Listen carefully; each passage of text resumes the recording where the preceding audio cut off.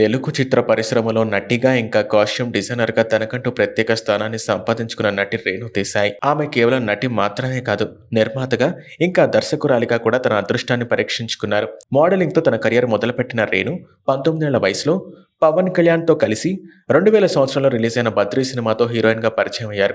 ఆ తర్వాత మరికొన్ని సినిమాల్లో నటించి నటనకు దూరమయ్యారు. పవన్ కళ్యాణ్‌తో ప్రేమలో పడిన రేణు దేశాయ్ 'జానీ' సినిమా తర్వాత పెళ్లి చేసుకుని భార్యాభర్తలుగా మారారు.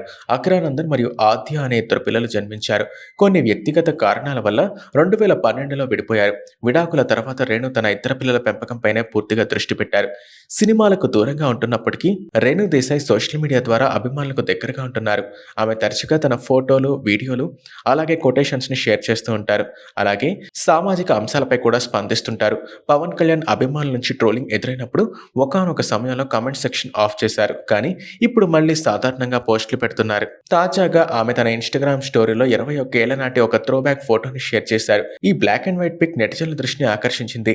'బద్రీ' సమయంలో పవన్‌తో డేటింగ్‌లో ఉన్నారని, అప్పటి నుంచి ఇప్పటికీ అలాగే ఉన్నారని అభిమానులు కామెంట్స్ చేస్తున్నారు. చాలా కాలం తర్వాత రేణు దేశాయ్ 2023లో హీరో రవితేజ నటించిన 'టైగర్ నాగేశ్వరరావు' సినిమాతో మళ్ళీ సినిమాల్లోకి రీ ఎంట్రీ ఇచ్చారు. అయితే ఈ సినిమా బాక్సాఫీస్ వద్ద విజయం సాధించలేకపోయింది.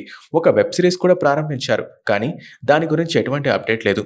ప్రస్తుతం ఆమె ఒక స్వచ్ఛంద సేవా సంస్థను స్థాపించి సామాజిక సేవలో కూడా పాల్గొంటున్నారు.